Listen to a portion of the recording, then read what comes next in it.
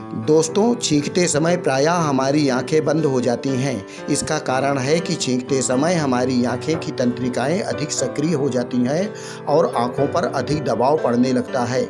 इसे नियंत्रित करने के लिए आंखें स्वतः बंद हो जाती हैं। यह एक सहज प्रक्रिया है। आप कितना भी प्रयास करें, आंखें खोलकर नहीं छींक सकते हैं। लेकिन अधिक प्रयास करने के बाद यदि आप आंखों को खोलकर छींकने का कमाल कर लिया तो बड़े अफसोस के साथ कहना पड़ेगा कि आप इंसान नहीं जानवर हैं, क्योंकि जानवर आंखें खोलकर छींक सकते हैं, इंसान नहीं।